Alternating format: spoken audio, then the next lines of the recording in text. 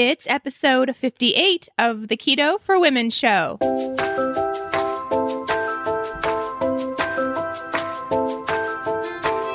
You're listening to the Keto for Women show, and I'm your host and nutritionist, Shawn Miner. This show is designed to empower women to find their own expression of the keto diet to maximize their health and happiness. Now let's get started with today's episode.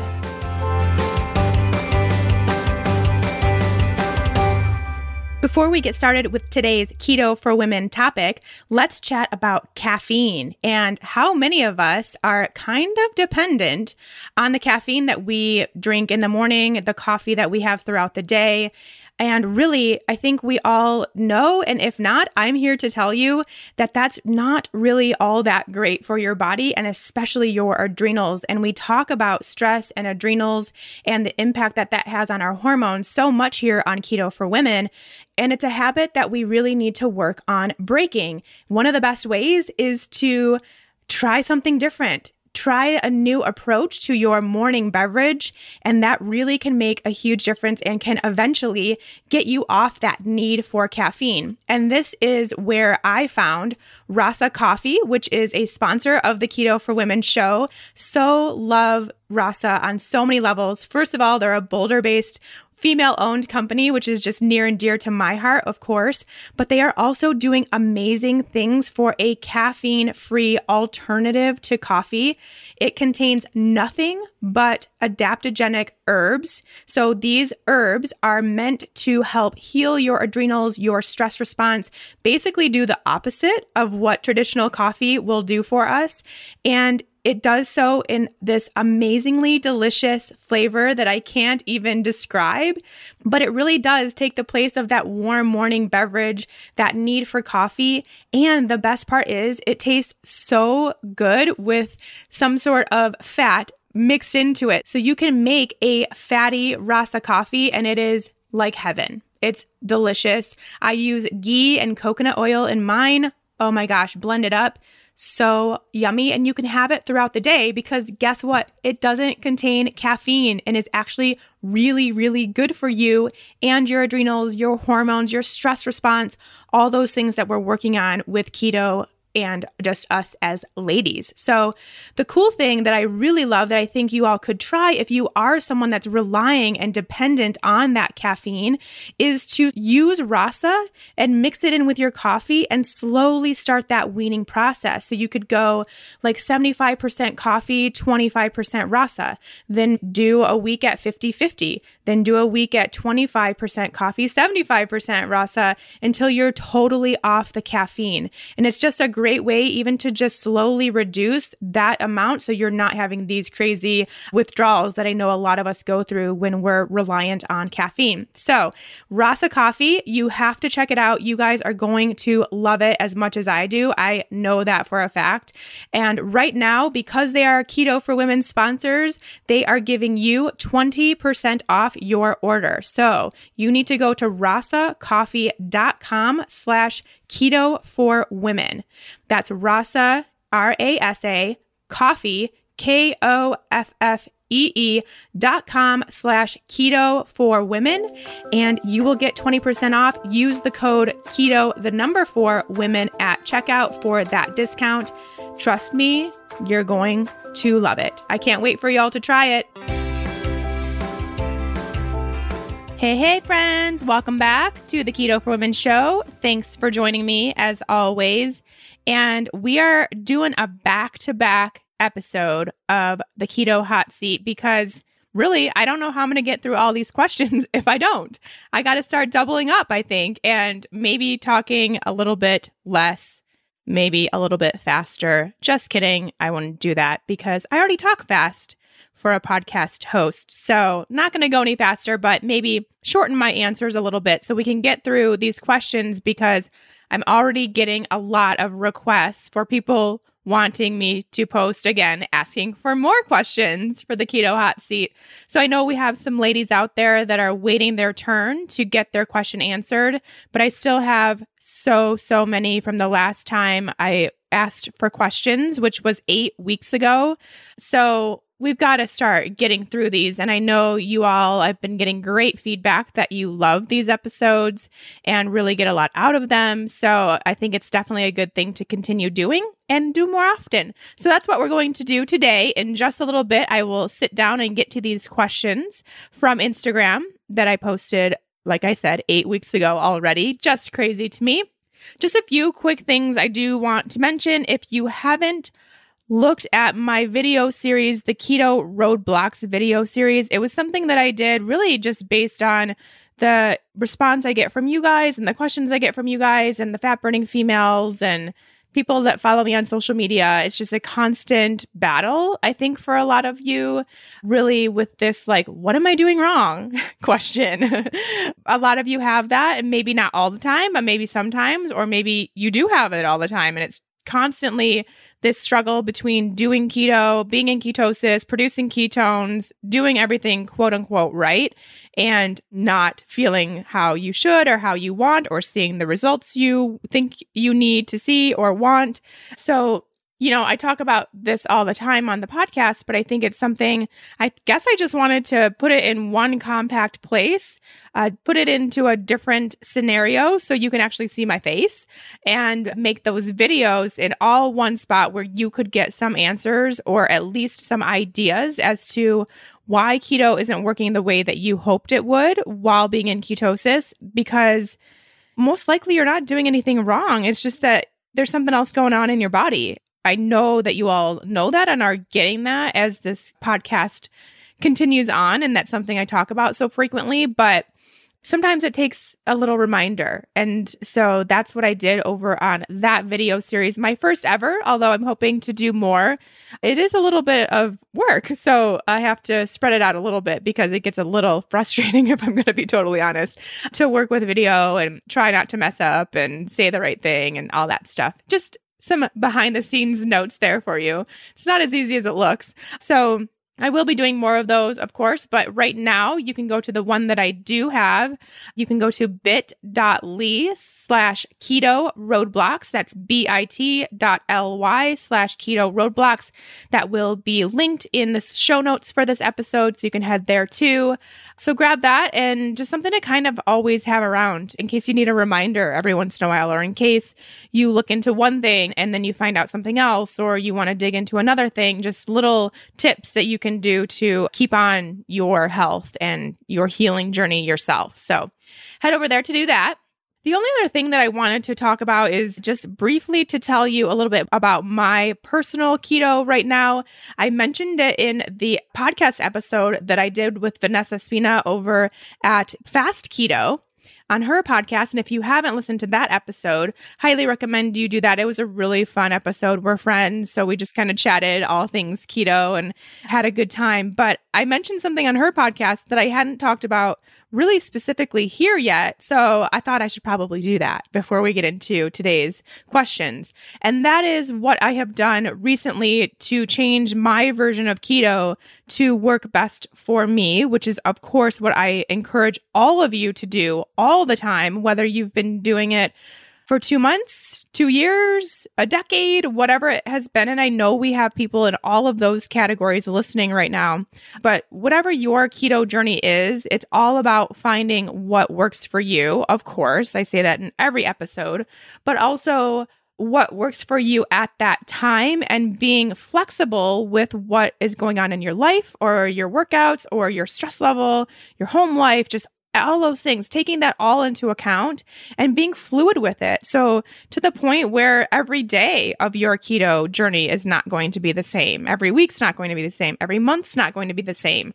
What you did starting out with keto, the foods you were eating to get yourself into ketosis, now 2 months, 2 years, whatever later, might be totally different. You might be able to stay in ketosis a little easier. Maybe you have a harder time. Maybe you need more fat. Maybe you need less. Maybe you need more protein. All these things.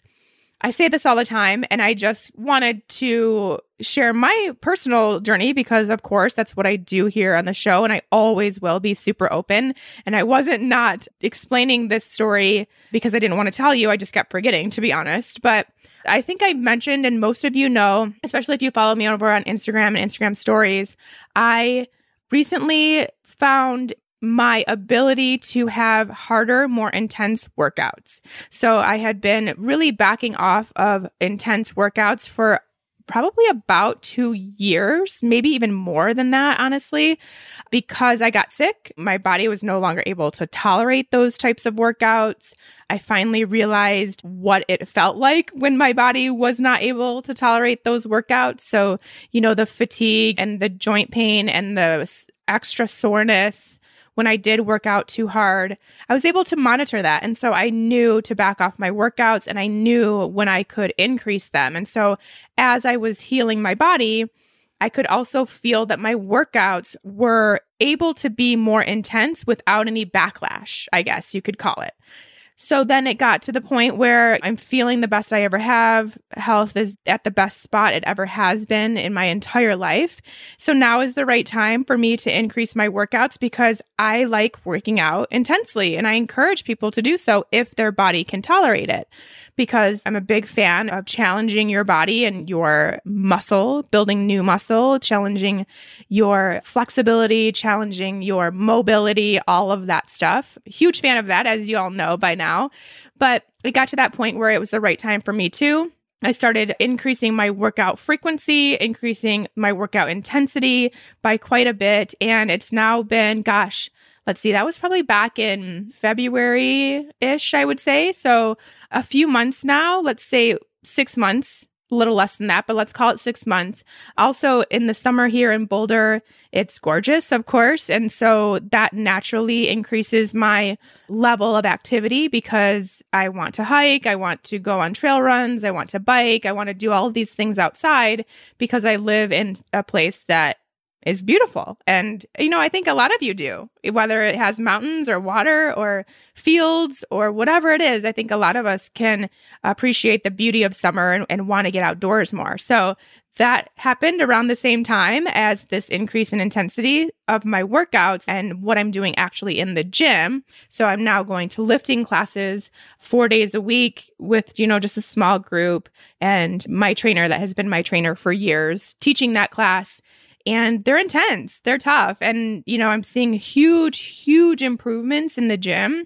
And I'm also seeing huge improvements in like the time it takes me to hike, how I feel while I'm hiking. The hikes that used to be super hard are no longer as hard. I'm seeing just so much improvement. And I credit keto to that almost entirely, for sure. However, what I do want to say is that my keto has changed a lot when those workouts changed a lot. My need for carbohydrates, and I don't really want to call it a need because as we know, we don't technically need carbohydrates. Our bodies don't, I guess, because we can produce the glucose necessary through our liver, through gluconeogenesis. So we don't technically need carbs, but my intuitive ability to understand what my body wants and what would help my body has gotten to the point where, I can say my body was telling me that it wanted and needed more carbs.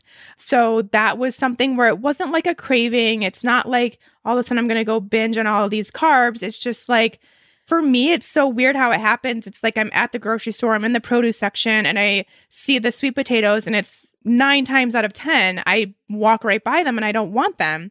But then as I started increasing my workouts and the intensity, I started recognizing that I was drawn to the sweet potatoes or drawn to the berries or something like that more frequently.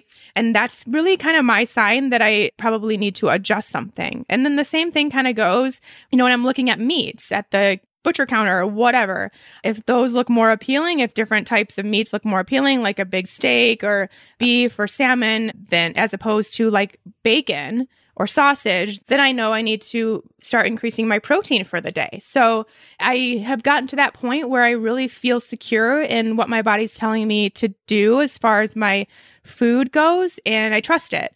And I noticed that when I trusted it and made this change, my workouts really improved. So I was doing much better in the gym because what I do, and whether that's even hiking or the trail runs I do, and I do hill sprints and all these things, but then I'm also doing this stuff in the gym, they're very glycolytic, meaning they do require glucose right away, these types of workouts and these types of movements. So yes, while my body can make this glucose as needed, I feel like, it almost just helps it along. It makes it a little bit of a quicker experience to have a little bit stored up, ready to go for that workout. And the beauty of it is because of those glycolytic type movements and workouts, I burn through the carbs I ate, which obviously turned into glucose. I burned through that so quickly at the beginning of a workout that then I still maintain ketosis all the time. And that's what I'm finding to be the case, this metabolic flexibility, especially as it pertains to the type of workouts I'm doing and how often I am being active. So it has meant that I have increased my carbs, I've decreased my fat. It's just, I'm not finding it as appealing as I once was. I still eat a high fat diet. I'm just not in this like extremely high fat place that I was for a very long time because that was where I felt best.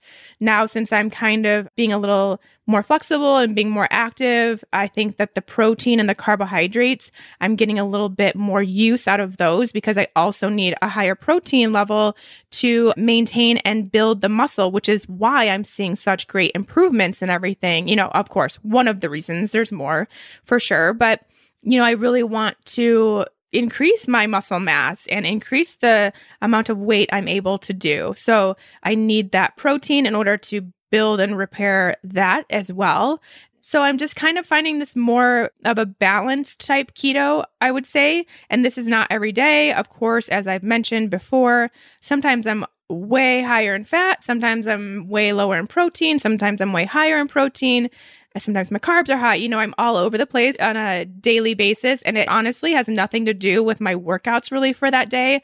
I'm not like planning my meals around my workouts or anything like that because every day I'm doing something pretty much. So I just kind of plan my plate based on what sounds good. And I know that that's going to lead me to the best possible workouts and the best possible recovery and all that stuff. So I know that's a really vague way to say what I'm doing, but it's true. And I know that there are people out there that feel that can understand what it's like to just kind of go with the flow with all of it. And I know there's people that want that and are striving for that. And I'm sure there are ladies listening that have no idea what that means. And trust me, that was me like 3 years ago. I had no idea. If you would have told me this, I would have thought you were crazy.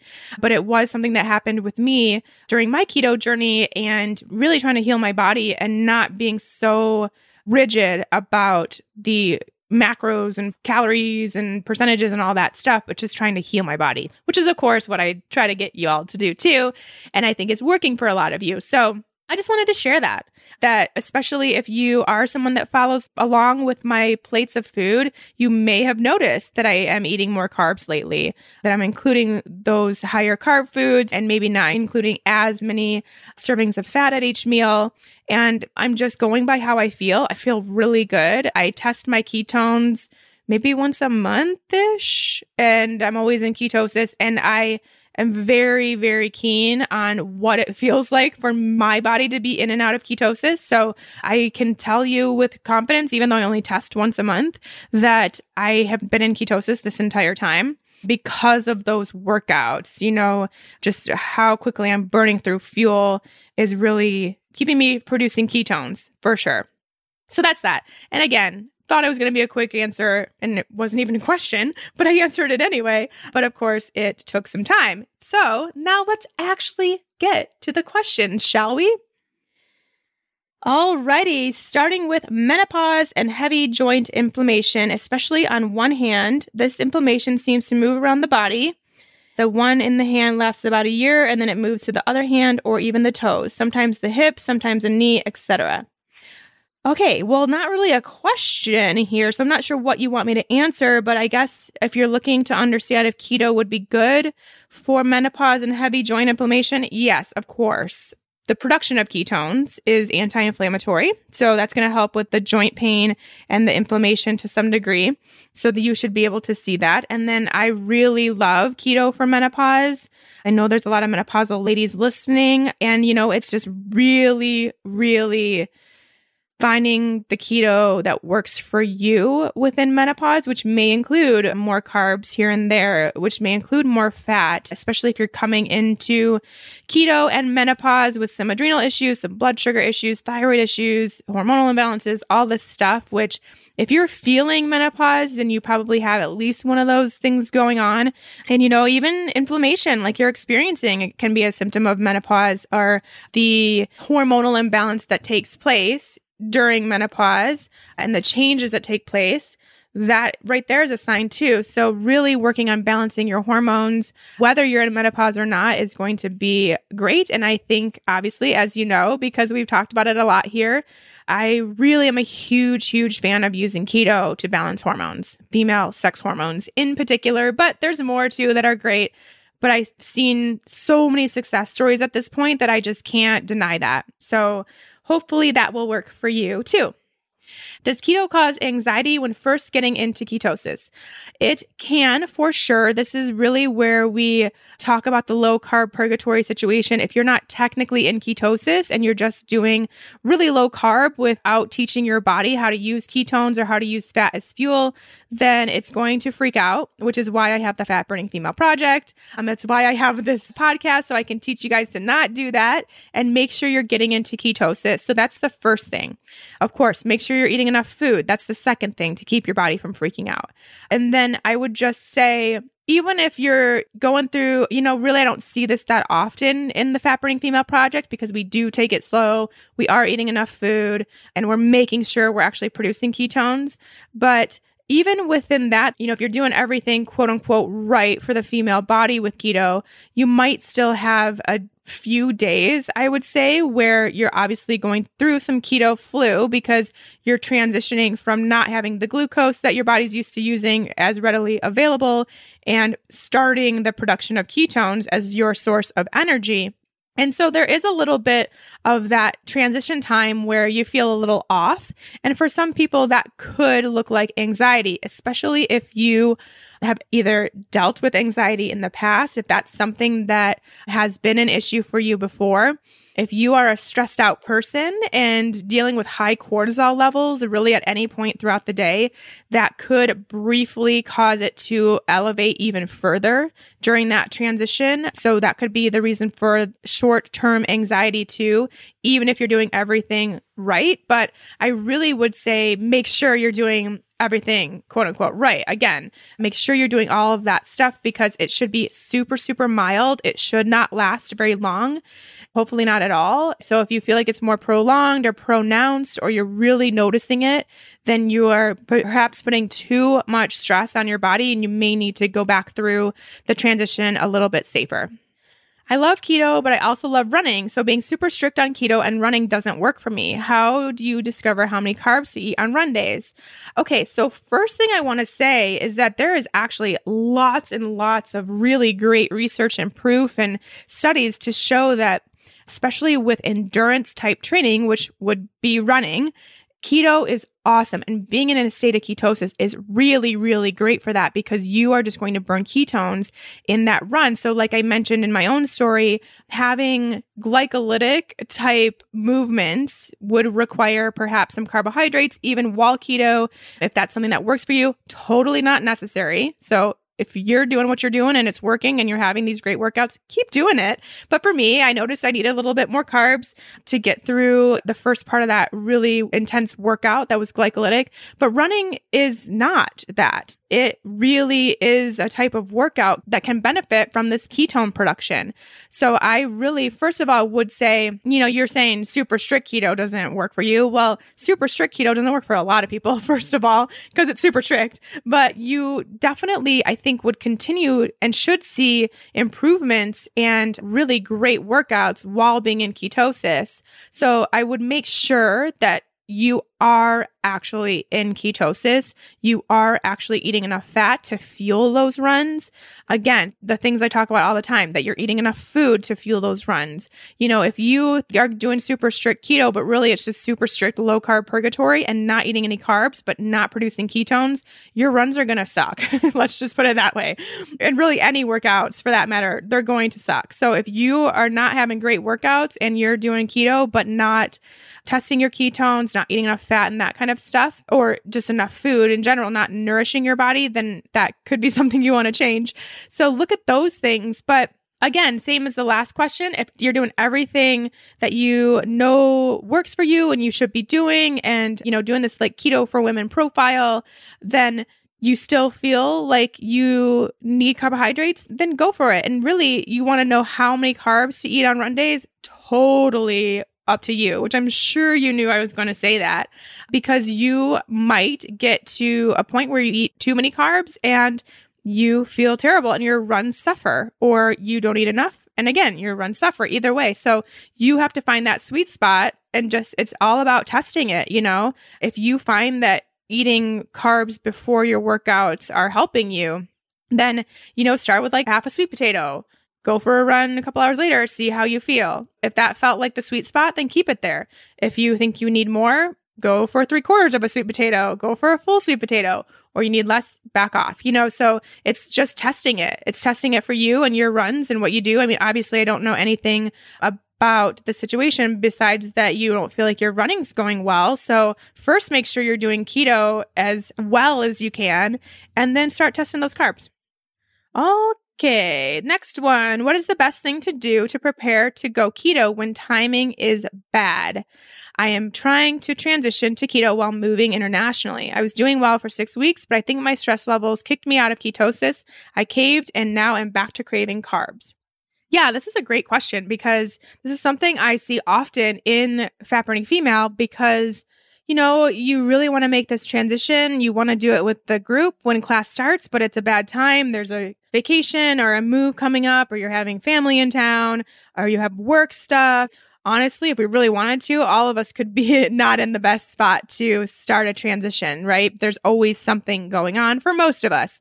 So really, I think first of all, it's getting out of that mindset that it's not a bad time, but I'm going to do it anyway, because it's just kind of creating this environment where you could excuse yourself because you have this stressful thing going on. You won't have access to food. We can create all of these excuses. And even if you really want to make that transition, if you give yourself that safety net of like, well, I am moving right now, so it might not work, and then it's not going to happen. So first of all, remove that and just know you're going to do it regardless. Like, I'm moving internationally and I'm transitioning to keto. 2 different things happening at the same time. They just so happen to be happening at the same time, and that's it. No big deal. So of course, there are stressful scenarios that are going to make getting into and staying in ketosis a little bit more challenging. So of course, when things like this happen in our lives at the same time that we're transitioning to keto, of course, there's going to be times where you're not in ketosis or you're having a harder time or whatever. But it doesn't change the fact that you're still changing your lifestyle, you're still changing your eating habits, you're getting control of your health, and you're making better choices. So whether you're in ketosis or not during this time, you still can make the effort to make the better choice, or to keep your health at the forefront of the choices that you do make, and not give yourself, again, like I mentioned, that safety net. So I think it's almost not even any point to testing for ketones right now when you're in this transition and you are stressed. Just focus on making the best possible choice. Focus on those plates looking like a keto diet. And that's pretty much it. So you're taking the stress off of that while you're working on the stress of the rest of your life, but you are doing it anyway. Like, it's just not an option. It's not something where this even matters. It's 2 different things and you'll be able to do it. So just kind of focus on those really great choices and not the numbers right now. Before we move on with this episode, let me just take a minute to remind you all about the healing power of bone broth, and more specifically, Oh So Good Bone Broth, who is a proud Keto for Women sponsor. Bone broth is the best, most nutrient-dense way that you can go to heal your body and heal your gut and improve your skin and nails and hair. The amino acid profile in bone broth is absolutely incredible, something we all need and a lot of us miss on a regular basis. Not to mention those micronutrients, the vitamins and minerals also provided naturally in bone broth that work to heal your gut and also to heal your immune system and to keep you healthy and well. That's why we are recommended to drink broth when we're sick or when we feel ourselves getting sick. And to have that in a package that is so delicious and so easy, all you have to do is grab a pack of Oh So Good bone broth out of your freezer, let it thaw, put it into a pot, and you can use it either in recipes for whatever you're making that day, or my personal favorite is to just drink it straight out of a mug. It's very comforting and warm. I love to do it before bed. It's kind of my nighttime ritual. It calms me down, makes sure that I'm nice and healthy heading into bedtime, and I have those nutrients ready to go. Oh So Good bone broth is 100% the best tasting broth out there. It is the best one I have ever had. I've tried them all. I am a huge fan of the flavors of the bone broth that they have there at Oh So Good. My favorite is the signature. I highly recommend that. A close second is the spicy pork. So make sure when you are placing your order with Oh So Good, you grab those two and just give them a try. Let me know if you think they're your favorite too. And just make sure you always have some around. I know you can make your own, but there's just times when all of a sudden you or your family member feels like they're coming down with something and you need some broth immediately, but you don't have any bones. You don't have the time to make some broth. And it's just really nice to have that in the freezer ready to go for whenever you or your family needs it, which really, honestly, it's an everyday thing. You need to be making this a ritual so that it gets into your healthcare routine because it is a much needed part of that. So head to ohsogoodbones.com and get $10 off your order when you use the code KETO, for women. That's OSSO goodbones.com and use the coupon code KETO, for women to place your order, get $10 off. Make sure to try all those flavors. Try the soups too. They are phenomenal and so easy to pull out and have around for a quick dinner. Just so great. Everything's so good there. I promise you're going to be obsessed.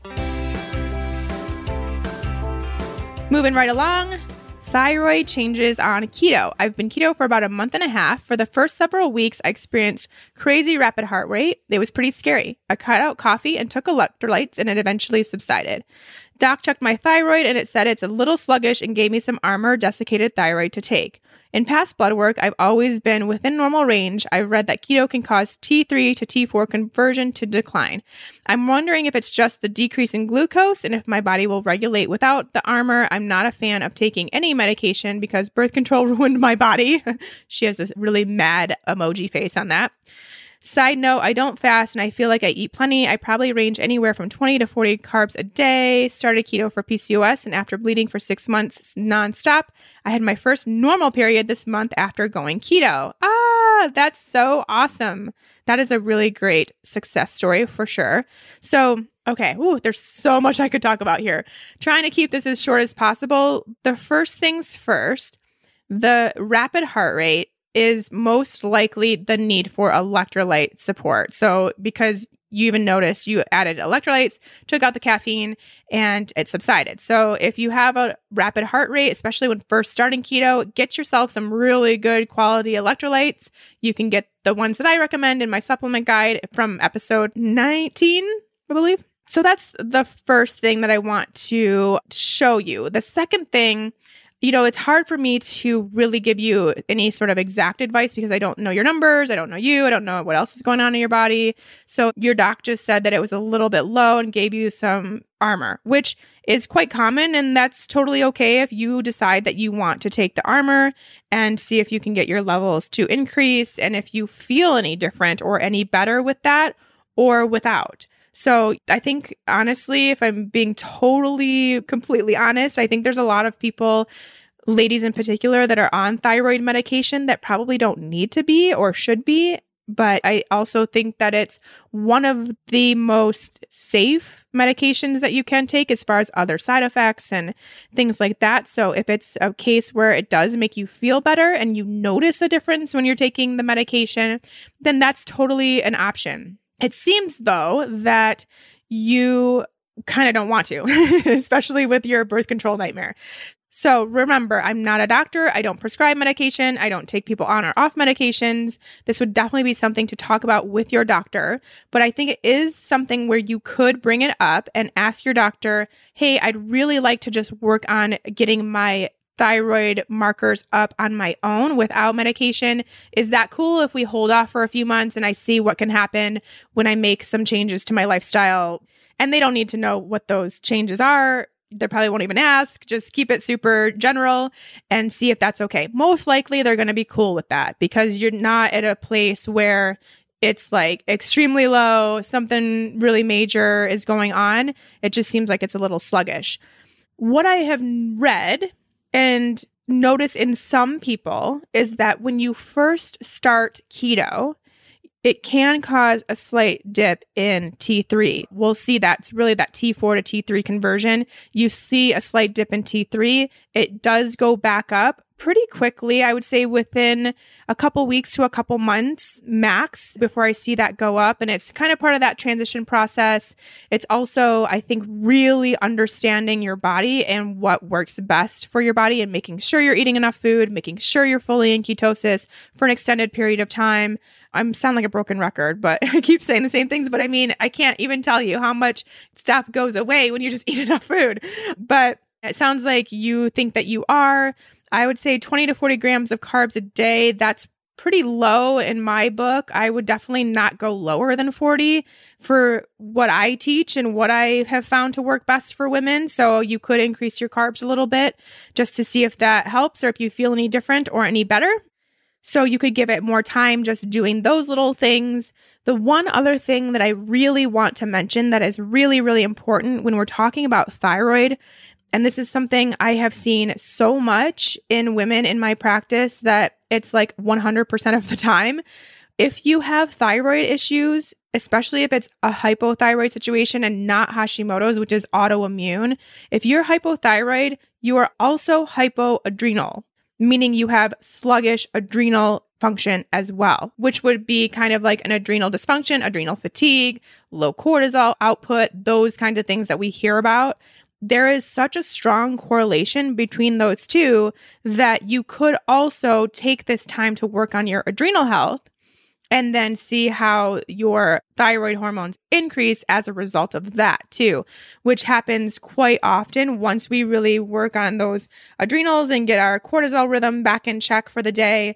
The thyroid levels come right back up too. So that's something to work on too. So again, totally up to you. If you want to take the medications, cool. If you want to see what your body can do without them when you are actually truly working on being in a really good, nice state of keto with the right amount of carbs and fats and proteins for you and staying there for a while also working on your adrenal health and possibly working with someone, functional medicine, to take a look at your adrenal health and then just kind of see what happens there and see if your doctor is cool with that.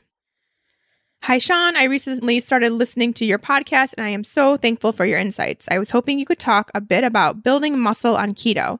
Before starting, I was doing a fairly clean diet. Aside from the carbs that I used, basically a powerlifting diet. I'm 2 months into keto and my abdomen is not defined anymore. It almost looks bloated. I noticed my arms and legs toning up, but I'm struggling with my abdomen. Dairy intolerant, maybe. I was mostly dairy-free prior to beginning keto. I feel great, though, but I'm struggling with training goals. I know I can't be the only one. Okay, so she was doing a powerlifting, probably I'd say moderate to high carb diet, quote unquote healthy diet before. She's getting more toned in her legs and arms, which is a win. She feels really good, win, but noticing a little bit more bloated looking in her abdomen. She almost actually at least partly answered her own question, which she increased her dairy and started increasing the bloating and water retention around her midsection. That seems like it could be a really good correlation. And this is totally this thing of empowerment where it's like, all right, things are changing in the body. What have I changed? Kind of being your own investigator. That's something that changed. She started eating dairy where she wasn't before. And of course, she reduced her carbohydrates, started doing keto. So I would say take out the dairy, see if that does anything. And this would be at least a month, I would say, of taking out dairy and going completely dairy free. See if that changes. I have a feeling it will, because dairy is not all we crack it up to be in this keto community. So especially if you're dealing with water retention, bloating, increased fat around the abdomen, increased fat anywhere, really, it could be something as simple as not eating dairy, believe it or not. It's just such a fascinating thing, but I see it quite often. Of course, caveat, first make sure you're fully in ketosis, eating enough food, all the stuff that I've said in every single question. I'm just going to start letting you know that that goes without saying. But I do still feel like I have to say it because it could be that too. And it's definitely a case where it's so common we start seeing our abdomen get less defined or start seeing fat appear in random places. And so we assume it's the food we're eating. So we start eating less and then it just makes it worse. So I really do need to make sure that you are remembering that. It's not the amount of food you're eating. It could be the types of food you're eating, the quality of foods you're eating, when you're eating, how often. Could have absolutely nothing to do with what you're eating, which is highly likely as well, which is why I have that whole video series that I talked about at the beginning. But it sounds to me like it's you wanted to talk about building muscle on keto. And I think that that's a really great topic because especially for women, there's a lot of information out there about men and building muscle on keto, but it's not the same for women. It's really not. I think we have to be a little bit more generous with the amount of protein we're eating. We have to be a little bit more thoughtful about our hormones and our stress levels and keeping all that in check, making sure we're consuming enough food, that we're not, necessarily working out fasted if that doesn't work for us. There's a lot of other considerations that men don't necessarily have to take when they're trying to build muscle on keto that we as women do. So, I don't have this information for this particular person. I don't know if they're working out fasted or eating less food, not eating enough fat, not being in ketosis. But what I do know is that one of the quintessential signs that you are either in cortisol overproduction or cortisol underproduction is weight gain around the middle. And it usually is just water retention type situation, but will look more bloated, may even have a little bit more fat gain around the midsection if it's a stressful environment in your body. So I do also want to make sure, it could be dairy, and that would be a really easy, simple change to make. And then this goes away, but it could also be an increased level of stress from that transition to keto and maybe not finding the keto that works for you just yet. So keep that in mind too. But you say you feel great. So I think we might just need to be dairy free for a little while and maybe forever. All right, moving on. What do I tell my friend that says she can't eat keto because she has a gallstone? Her gallstone was detected in an ultrasound and now she's afraid to eat fat. Well, we've talked about this before. If someone's adamant about not doing keto, it's almost like save your breath and wait till they are and wait till they ask for your help or want to learn more. So, you trying to force your friend into eating keto when she sounds like she doesn't want to, it may not work. However, if she is interested and wants to learn more, then you could kind of explain to her that gallstones are not a symptom of keto and not something that are worsened or continued with keto. In fact, it will do the opposite. It's actually really great for your liver and gallbladder to have these healthy fats, really good to get your bile moving again, which would help with the gallstone and get that sluggish bile cleaned out, get your body detoxed, and just really start functioning at optimal levels again, which it sounds like isn't happening for her right now. What I would really focus for her is on the quality of the fats. So making sure she is eating the highest quality fats possible, that she's getting enough fat that she's taking a liver support and an ox bile support to start when she does make the transition and starts eating more fat. Those would be my ideas for her. I mean, I think the best thing for any of us who are trying to help people understand that their health goals or symptoms or whatever could be improved if they went keto, really the best thing for all of us is to do our own research. So see what you can do, Google gallstones and keto and read up on it and find something that you think would help her, would speak to her, whether that's a blog of someone who had issues and they got better, or a Facebook group, or actual research, or, whatever it may be. See what you can do to find out some information from a source you trust and send that along. That's the case for any of us if we're trying to convince someone. But remember, they have to want to be convinced, at least partly, because if it's just going to be a case of you being frustrated and them being annoyed with you if you're trying to push something on that they don't want to do. I've been in ketosis for 4 to 5 weeks, but my numbers are consistently between 0.7 and 0.9. How should I go about trying to increase ketones to push into optimal ketosis? Hey, good news. You don't need to. You are in optimal ketosis. No need to push your numbers higher. There is no benefit to getting higher numbers than 0.7 to 0.9. Your body's producing ketones. It's using them. It's going to keep your levels a little lower, especially if it's using them efficiently. So you know what? No need. Just go about living life. You are good to go, girl. Does MCT oil put you in a false ketosis like exogenous ketones do? I can't seem to stay in ketosis without it. Yeah, good question. It does in a way. Not to the point of exogenous ketones, but MCT oil, basically it bypasses digestion. And so it just automatically goes into the bloodstream and so will show up in a ketogenic state or a deeper ketogenic state, more so than any other fat where we actually have to go through the digestion process. So that's why people like it. It is really good. In particular, I think people notice it in their brain health because that means it's quickly going into the bloodstream, which can then pass through the blood-brain barrier quickly, and you will feel a little bit of increased energy, and mental clarity. So that's kind of, I think, how it all got to be. But then now we are seeing that you can have higher ketone readings if you have MCT oil in your day. So then it became popular for that reason. So kind of going back to the same question, especially if it's not, I don't want to say it's false keto, but it may be kind of accelerating or heightening your level of ketosis unnecessarily. It just might not be worth it or needed unless you feel really good on MCT oil.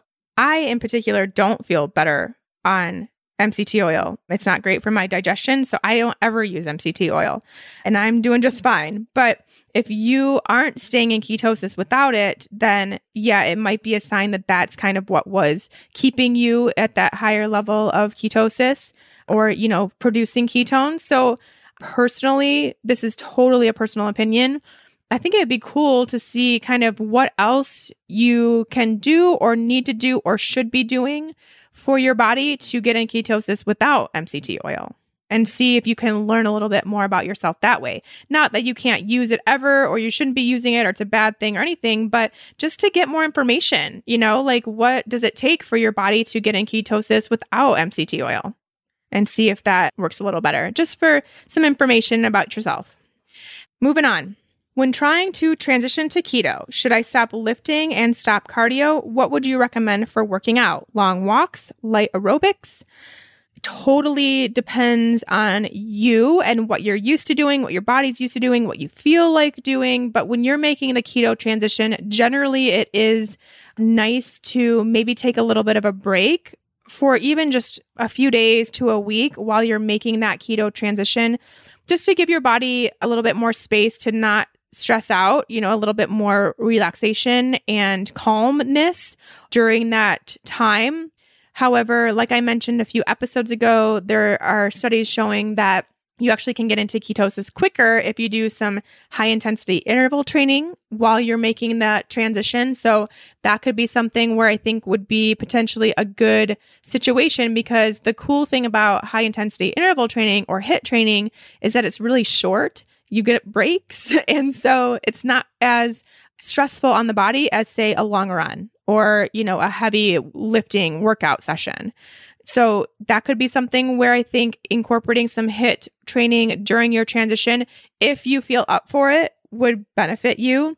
But again, I've noticed that a lot of women just don't feel up for it. They don't feel all that great. They feel sluggish and tired and they want to go home and take a nap. And, if you're in the middle of the transition, that might be the best thing to do. So maybe it would be the case where walks or yoga, maybe a light hike, and definitely still strength training for sure. I think you probably would lower your weights and your intensity. So you're still lifting weights, but not quite at this 8 to 9 intensity level that maybe you are doing, but maybe more at a 5 or 6 for a few weeks. So you're still working the muscle, just not as intensely for that period of time. I think that would be great, but definitely listen to your body. And if you are just totally wiped, then you're going through keto flu, and sleeping's great. Going out in nature's great, but do more things in this self-care type mindset too. And if you can get in 10 minutes of HIIT training and feel up for that, cool. I know each body is different, but is there a sweet spot for body fat percentage and hormones? I'm naturally lean, just came off birth control and awaiting my period on a keto diet. A sweet spot for body fat percentage and hormones.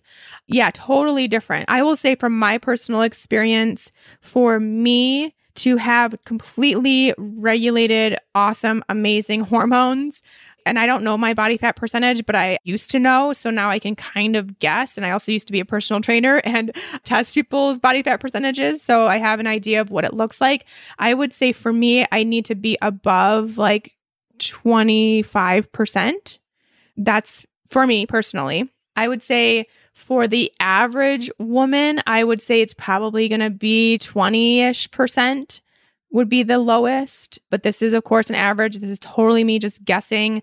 Could be lower. It just depends. But I do want to point out, of course, I got down to a really low body fat percentage when I was competing and lost my period for a really long time. I stayed really lean after that and didn't get my period back after I was done competing because I was still too lean. And then I did eventually get my period back, but I didn't actually start ovulating for a really long time after that too. So there are different stages and different levels too. I mean, getting a normal menstrual cycle, I guess really just bleeding is one sign that things are coming back online, but also we need to look for signs of ovulation, which would be obviously mid-month. I look for those signs, which I did a whole episode about, and then also look for getting your period ideal, right? So that would be it happens at the same time every month or, same number of days between each. It's not painful. You don't have PMS. You don't have moodiness, bloating, tender breasts, all of these things that are kind of signs that your menstrual cycle is about to start. Those should be really insignificant and really minor. And that's when we know we're having this awesome, really nice, normal menstrual cycle. So there is the case where you could be at a really low body fat percentage and have a period. But we want to look for those other things that are really the signs that you have normal, balanced hormones. But yes, back to your question, I would think it's probably the minimum would be 20% body fat. But like I also mentioned last time when we talked about body fat percentage, it is super, super hard to get an accurate idea of what your true body fat percentage is. There are very few tools out there that do it correctly.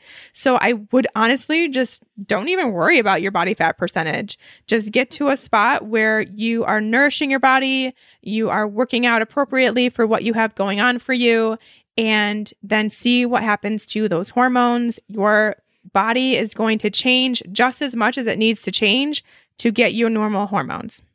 That's just what's going to happen. All right, moving on. If your ratios are correct, do calories matter for weight loss? Ooh, this is such a loaded question. All right, the first part, if your ratios are correct, that first needs to be touched on. Because who is determining your correct ratios? If it's anyone but you, then you're going to have a problem.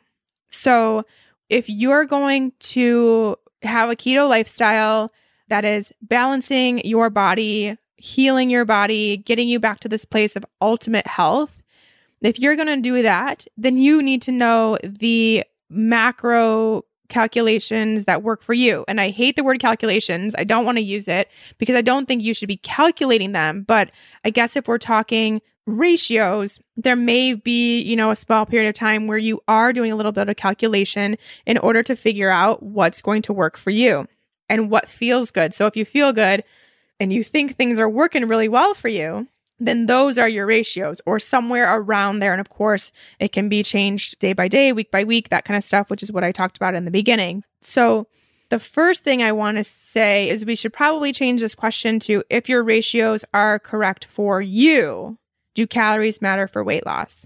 So if your ratios are correct for you, that means that you are going to be doing the right thing for your body and your health. So at that point, that becomes more important than calories. Yes, because we really can then work on healing our hormones, healing our metabolism, doing the right things for our body to get well. And then when you're well, that's what promotes weight loss way more so than calories. So that's what I really focus on here on Keto for Women is we're focusing on your health goals and seeing that weight situation change over time because you've healed your body and knowing that weight is a symptom of health, right? Or lack thereof. So if you are overweight or not able to lose weight, and it's weight that you need to lose, what else is going on in your body that's keeping that from happening? Because there is something else. So in that regard, I would say if you have found the keto that works for you, you are doing a ketogenic diet that is super nutrient dense with really, really good high quality foods, non-toxic foods, all real, whole, organic, properly raised foods. Found your food sensitivities and taken those out. So if you're sensitive to dairy, you're not eating dairy. If you're sensitive to nuts, you're not eating nuts, those kinds of things. And we're strictly talking about food right now. Then I think from there, calories aren't really going to matter that much. Now, I'm not going to say that they don't matter at all because I think, of course, if you consistently eat 10,000 calories a day and you're eating crap food, and processed oils, and you're eating tons of dairy when you're sensitive to dairy, and you're doing this consistently, but your macros are in your range, then that's going to promote weight gain because it's promoting health decline. Does that make sense? So we're promoting health decline because, of course, you're stuffing your face beyond what feels comfortable, right? Because nobody's going to be comfortable eating 10,000 calories a day.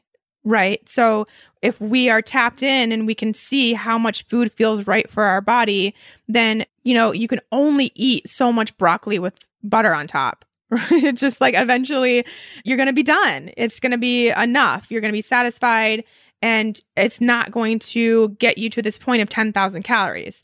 So I can't say that calories don't matter at all because the quality of the calories is so important as well.